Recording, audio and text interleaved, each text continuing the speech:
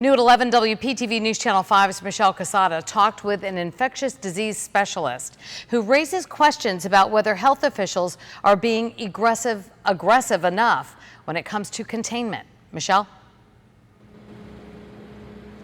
Well, Kelly, at this hour, we're still waiting on some answers from the health department, but a local infectious disease specialist is asking a rational question. Was this passenger given any travel restrictions by health officials prior to boarding this flight, knowing that he was awaiting test results for the coronavirus? She explains the hurdles that doctors and patients are facing when it comes to testing for the virus.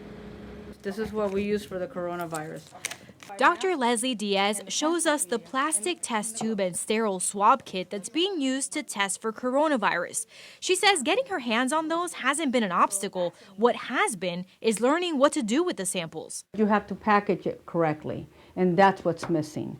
Guidance how to package it to send it to Quest, how to package it to send it to LabCorp, or even how to package it to send it to the state lab.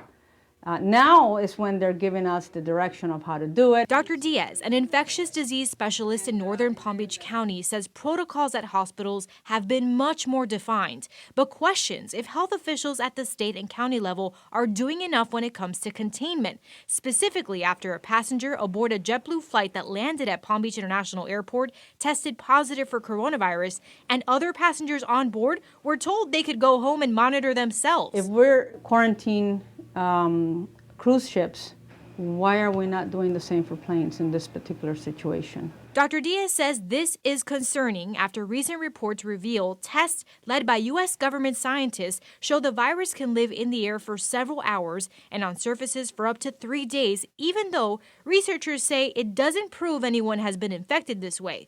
A passenger sitting close to the man who tested positive says now he's self-isolating because he feels he wasn't given proper advice. I think they should have been at least told the minimum, self-quarantine yourself for 14 days. Because it's a way of containing that individual. And again, maybe not the whole plane, but in close proximity, let's say 6 feet from the patient.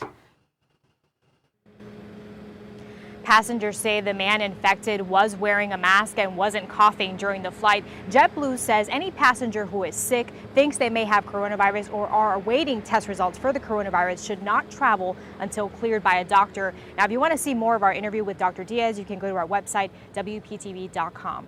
Reporting live in West Palm Beach, Michelle Quesada, WPTV News Channel 5.